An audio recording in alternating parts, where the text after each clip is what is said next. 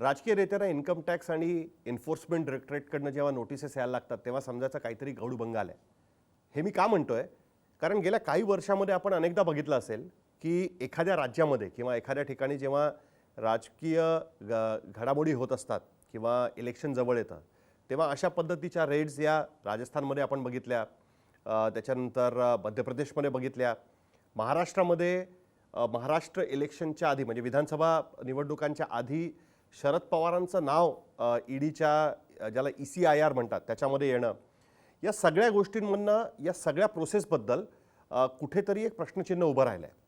पण आज मी तुम्हाला सांगणार आहे की त्याच्यामध्ये हे काय गौडबंग आलं आणि हा विषय आज का आला आहे याचं कारण शरद पवार स्वतःच म्हणालेत की त्यांना इन्कम टॅक्सची नोटीस आलेली आहे. इलेक्शन कमिशनच्या इलेक्शनमध्ये त्यांनी जे अफिडेव्हिट सादर केलं होतं राज्यसभा याच्यासाठी त्याच्याबद्दल त्यांना इन्कम टॅक्सची नोटीस आली आहे. ही नोटीस त्यांच्याकडे का आली असावी या सगळ्याबद्दलचा हा उहापोह असणार आहे आणि ही नोटीस का गेली आहे त्याच्या मागचं कारण काय हे सुद्धा आपण समजून घ्यायचा प्रयत्न करणार आहोत. आधीच्या सांगतो पहिली नोटीस मला आली. मला असं वाटतं की या दोघांच्यापेक्षा माझी थोडी ग्रेडवर असावी. पण सवन देशातल्या इतक्या सदस्यांच्यामध्ये आम्हा लोकांच्या बद्दलची एक प्रेमाची भावना ही जी दिसते त्याच्याबद्दलचा आनंद आहे आम्हाला. नमस्कार, मी साहिल जोशी, मुंबई तकवर आपलं स्वागत आहे. तर जसं मी तुम्हाला सांगत होतो त्या पद्धतीने अशा पद्धतीने इन्कम टॅक्स किंवा एन्फोर्समेंट डायरेक्टरेट, आजकाल एन्फोर्समेंट डायरेक्टरेट ज्याला आपण प्रवर्तन निर्देशनालय म्हणतो मराठीमध्ये, आणि आयकर विभाग ह्यांच्याकडनं आपल्या विरोधकांना त्रास देणं ही जवळपास जुनी राजकीय टॅक्टिक आहे. आणि यापूर्वीसुद्धा जी सरकार होती त्यांनी म्हणजे अमिताभ बच्चनना ज्यावेळेस नोटीस गेली होती त्यावेळेस समाजवादी पार्टीने त्याच्याबद्दल खूप आरोप प्रत्यारोप केले होते काँग्रेस पक्षावरती. त्यापूर्वीसुद्धा इन्कम टॅक्सच्या रेड्स म्हणजे नवीन पटनाईक म्हणाले होते की बिजू पटनाईक त्यांचे वडील हे इंदिरा गांधींचे विरोधी होते, त्यांच्या ठिकाण्यांवरती इन्कम टॅक्सने रेड केल्या होत्या. तर अशा पद्धतीच्या गोष्टी पूर्वीसुद्धा झालेल्या आहेत. अनेक वेगवेगळ्या कायद्यांच्या कचाट्यामध्ये विरोधकांना अडकवणं हे सुद्धा झालेलं आहे. पण आज शरद पवारनी फारच मोठा आरोप केला खरं बघायला गेलं तर. कारण त्यांना प्रश्न हा विचारण्यात आला होता की प्रेस कॉन्फरन्समध्ये की आदित्य ठाकरे, सुप्रिया सुळे यांना इन्कम टॅक्स डिपार्टमेंटकडनं नोटीस देण्यात आलेली आहे. ह्याच्यावरती शरद पवारनी त्यांना मध्येच थांबवलं प्रश्नकर्त्यांना आणि असं म्हणाले की तुम्ही एक नाव विसरताय, मी त्या दोघांपेक्षा थोडा मोठा आहे, मला सगळ्यात आधी नोटीस आलेली आहे आणि असं दिसतंय की इलेक्शन कमिशनचं आमच्यावरती जरा जास्तच प्रेम आहे. म्हणजे शरद पवारांना असं सांगायचं होतं की कुठेतरी इलेक्शन कमिशनने जाणून बुजून हे इन्कम टॅक्स डिपार्टमेंटला सांगितलेलं आहे, आयकर विभागाला, की तुम्ही ह्यांची जी इलेक्शन अफिडेव्हिट्स आहेत म्हणजे आदित्य ठाकरे असतील, सुप्रिया सुळे असतील किंवा शरद पवार असतील, उद्धव ठाकरे असतील, ह्यांच्या इलेक्शनमध्ये त्यांनी जी संपत्तीबद्दलची अफिडेव्हिट्स फाईल केलेली आहेत त्याची चौकशी करावी आणि समजून घ्यावं की त्यांचं इन्कम, त्यांची संपत्ती आणि त्यांनी जी अफिडेव्हिटमध्ये म्हटली आहे संपत्ती त्याच्यात कुठे तफावत तर नाही आहे ना. आणि म्हणून आम्ही हे जाणून घ्यायचा प्रयत्न केला. सगळ्यात आधी आम्ही इलेक्शन कमिशनला फोन केला. त्यांच्या PIBच्या ज्या अधिकारी इलेक्शन कमिशनचं काम बघतात त्यांना आम्ही विचारलं. त्यांनी सांगितलं आम्हाला ईमेल पाठवा. त्यांना आम्ही 3 प्रश्न पाठवलेले आहेत की या 4च लोकांना ही नोटीस पाठवण्यात आली आहे का, नंबर 1. नंबर 2, ही रुटीन प्रोसिजर आहे का, म्हणजे ही नेहमीची प्रोसिजर आहे का की अनेक अधिकाऱ्यांना अशा पद्धतीने उमेदवारांना नोटिसेस पाठवल्या जातात किंवा काही स्पेसिफिक तुमच्याकडे कोणाची कंप्लेंट आली आहे का, ॲनॉनिमस सुद्धा असू शकते, नाव न घेता लोकांनी कंप्लेंट पाठवलेली असू शकते का, तुम्हाला असं काही आढळून आलेलं आहे की कारण आजकाल असं झालेलं आहे की एखाद्या उमेदवाराने निवडणूक लढवताना फक्त संपत्तीचा दाखला देऊन चालत नाही, तर त्यांचे इन्कम टॅक्स रिटर्न्स, त्यांचे किंवा त्यांच्यावर जे डिपेंडंट आहेत किंवा त्यांच्यावर त्यांची पत्नी असेल किंवा पती असेल किंवा बाकी मुलं असतील यांचे सुद्धा इन्कम टॅक्स रिटर्न्स गेल्या 5 वर्षातले त्यांना इलेक्शन कमिशनसमोर ठेवायला लागतात. तर त्याच्यात काही तफावत आढळून आली आहे का? अर्थातच इलेक्शन कमिशनकडनं याबद्दल अजून तरी माझ्याकडे कुठल्याही पद्धतीने त्यांनी माहिती दिलेली नाही आहे. पण मी सुद्धा काही माहिती काढायचा प्रयत्न केला तर मला असं आढळून आलं की 2017मध्ये बघा आम्ही बातमी शोधून काढली ही, कारण मी खूप सर्च करायचा प्रयत्न केला की अशा पद्धतीच्या इन्कम टॅक्स नोटिसेस कोणाला गेल्यात. तर एक बातमी मला आढळून आली 2017ची.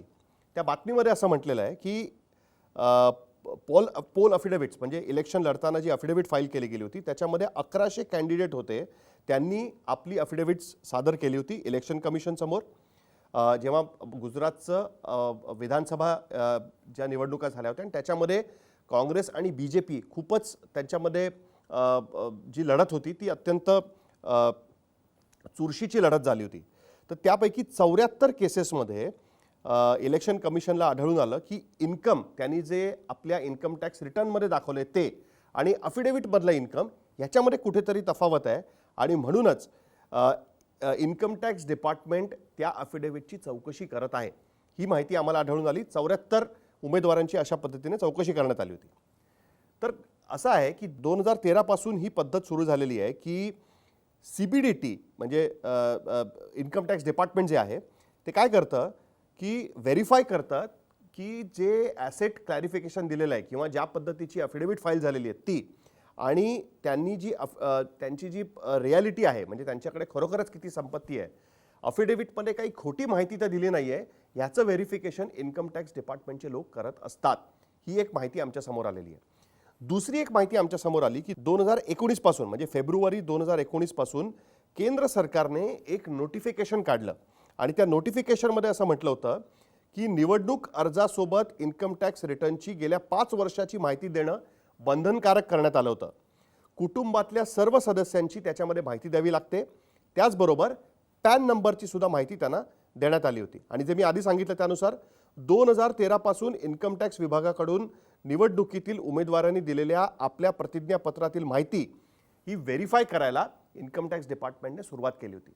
सांगण्याचा उद्देश असा की शरद पवार आणि बाकी 4 जे नेत्यांची नावं मी घेतली, सुप्रिया सुळे, आदित्य ठाकरे आणि उद्धव ठाकरे, यापैकी सुप्रिया सुळे आणि आदित्य ठाकरे यांनी लोकसभा आणि विधानसभेच्या निवडणुका लढवल्या, उद्धव ठाकरे विधान परिषदेत, तर शरद पवार राज्यसभेत निवडून गेलेले आहेत. तर ह्यांनी जी अफिडेव्हिट्स फाईल केली होती त्याबद्दल इलेक्शन कमिशनला काही शंका होती का किंवा इलेक्शन कमिशनकडे कुठल्या पद्धतीची एक कंप्लेंट त्यांच्याकडे आली होती का की ह्यांच्या अफिडेव्हिटमध्ये आणि इन्कम टॅक्स रिटर्नमध्ये काहीतरी तफावत आहे की ज्याच्या आधारावरती हे पाठवण्यात. कारण आम्ही बाकी काही खासदारांना आमदारांना सुद्धा विचारलं की त्यांच्याकडे काही इन्कम टॅक्स डिपार्टमेंटची नोटीस आली आहे का, तर बऱ्याचशा खासदारांनी आणि आमदारांनी आम्हाला सांगितलं की त्यांच्याकडे अशा पद्धतीची कुठलीही नोटीस पाठवण्यात आलेली नाही आहे.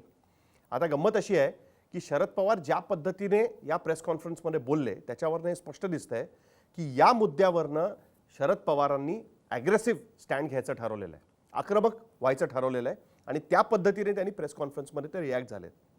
यापूर्वीसुद्धा आपण बघितलं असेल की असं म्हटलं जातं की महाराष्ट्रामध्ये विधानसभा निवडणुका होत असताना 2019मध्ये NCP हा जवळपास रसातळाला जाईल पक्ष, कारण खूप लोक NCPतनं बाहेर पडून भारतीय जनता पार्टीत गेले होते. पण एन्फोर्समेंट डायरेक्टरेटनी ज्या पद्धतीने शरद पवारांचं नाव त्या ECIR मध्ये म्हणजे EDच्या FIR मध्ये घेतलं त्याच्यानंतर शरद पवारांनी ते अंगावर घेतलं पूर्ण प्रकरण. त्यांनी सांगितलं की मी स्वतःच तुमच्याकडे पोहोचतोय आणि पूर्ण महाराष्ट्रभरामध्ये ज्या पद्धतीने त्यांनी त्याचा प्रचार केला त्या गोष्टीचा शरद पवार आणि NCPना फायदा झाला हे कुठेतरी भारतीय जनता पार्टीचे नेते खासगीत बोलताना मान्य करतात.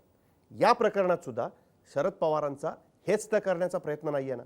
आणि जर तसं त्यांना करू द्यायचं नसेल तर इलेक्शन कमिशनला सुद्धा याबद्दल स्पष्टपणे सांगावं लागेल की खरं तर हे प्रकरण का असं झालेलं आहे, सगळ्याच उमेदवारांना अशा पद्धतीने स्क्रुटिनी केली जाते का ह्या 4 लोकांच्या अफिडेव्हिटमध्ये, कारण हे चौघही महाराष्ट्राच्या राजकारणामध्ये आजच्या घडीला ही प्रमुख कुटुंब आहेत ठाकरे आणि पवार, आणि त्यांनाच स्पेसिफिकली टार्गेट केलं जात नाही आहे ना.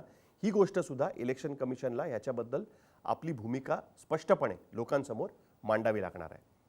आत्तापर्यंत तरी इलेक्शन कमिशनकडनं याबद्दल कुठल्याही पद्धतीचं स्टेटमेंट देण्यात आलेलं नाही आहे. आम्ही त्यांना प्रश्न विचारलेले आहेत, त्याची उत्तरं मिळाली की आम्ही मुंबई तकच्या प्रेक्षकांसमोर ती उत्तरं सुद्धा आम्ही मांडायचा प्रयत्न करू.